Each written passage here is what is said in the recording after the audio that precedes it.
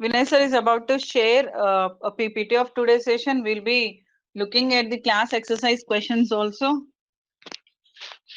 And then we'll wind up the class. But students, do remember that tomorrow you have a continuation of today's class at 7 p.m., which is the last session of this concept. Ma'am, check. Yes, sir. Thank you so much, Vinay sir. Yeah, welcome.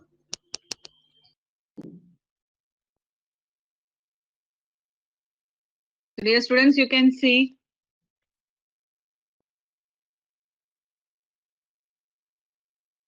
is this clear on the screen?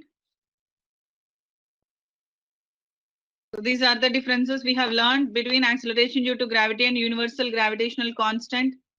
And what is the value of G at the center of the earth? It is 0.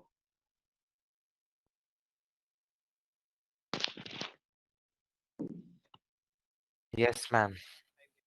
Yes.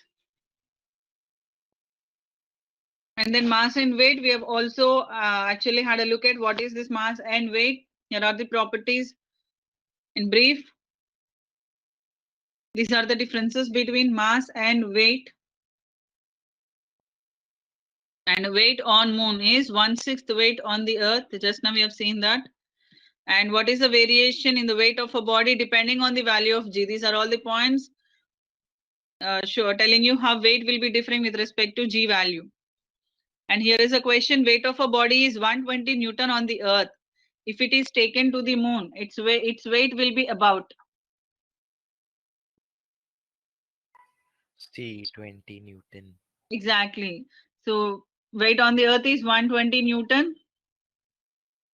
So weight on the moon will be 6 times less than this, which is 120 divided by 6, which is just 20 Newton. So the option is C.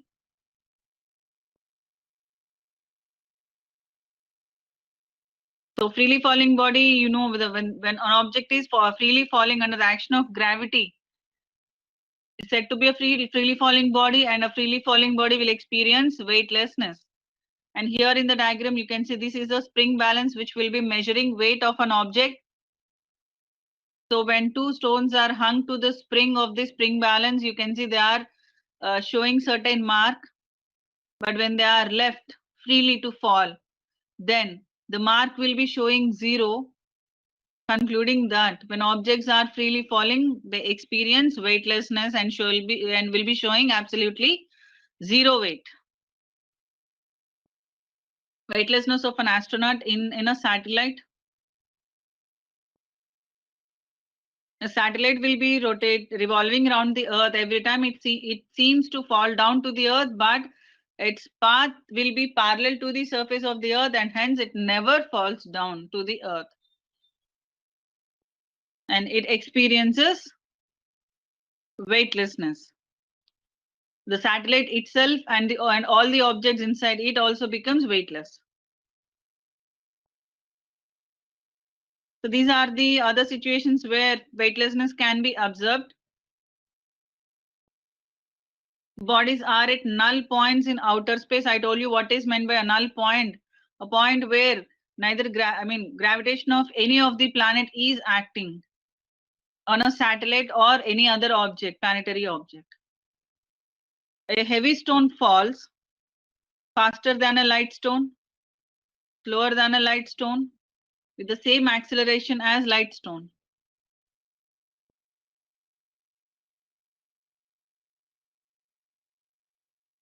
Actually, here a condition should be mentioned, provided it is in space, because it differs when it is in air. When it is in air, The air resistance will slow the. no, how can air resistance slow down the stone? Because stone is heavier when compared to air. You take any stone, of any small, of least possible size also, then it can't be resisted by air, right? So the Ma'am, if condition we should be take mentioned like feather this. and If a at all very in heavy vacuum, stone, if at all in vacuum, you can see both of them falling at the same rate. But actually, when it is in air, you can actually understand this. They both fall with the same acceleration, because gravitation will produce same acceleration in the bodies. The value 9.8 meter per second square is same for every object, lighter one or a heavier one. So if a heavy stone falls with same acceleration as light stone,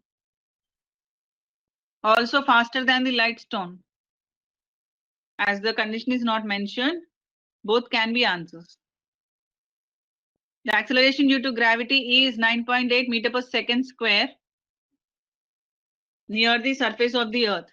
Much above the earth's surface, it is very much less. Deep inside the earth, very much less. At the center of the earth, it is 0. So the option is B. A particle is taken to a height r above the earth's surface, where r is the radius of the earth. Then acceleration due to gravity there is. It is taken to a height r, where r is the radius of the earth. So it is taken to a height equal to radius of the earth. So what expression will you be using here? G dash is equal to G into R by R plus H whole square. As H is also given as R, you can actually write it as R. So what does it become? It becomes G dash is equal to G into 1 by 4, right? Because R by 2R cancels. 1 by 2 whole square becomes 1 by 4. So it becomes 4 times less than the value of G. So it is going to be how much? 2.45.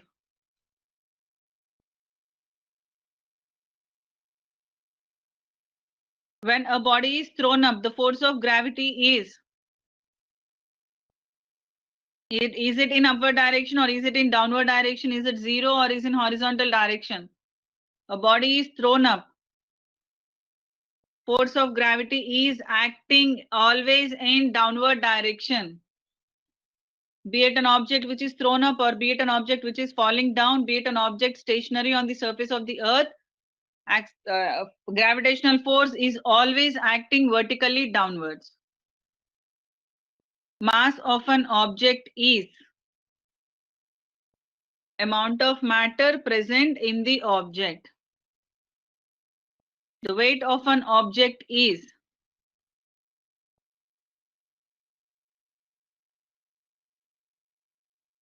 the force with which it is attracted towards the earth. All other three options stand for mass. Quantity of matter contained is mass. Refers to inertia. Something refers to inertia is mass. And same as its mass but expressed in different units is a wrong option. So weight is the force with which it is attracted towards the earth. Weight of an object depends on.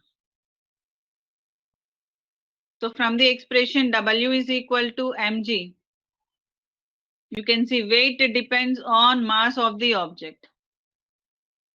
Of course, on acceleration due to gravity also, but here the options are only, we have to choose from the given option, so it is mass of the object.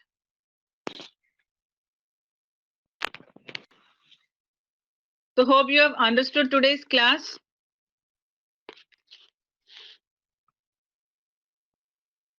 Yes, ma'am. Very good, Bhumika. Arnav, understood?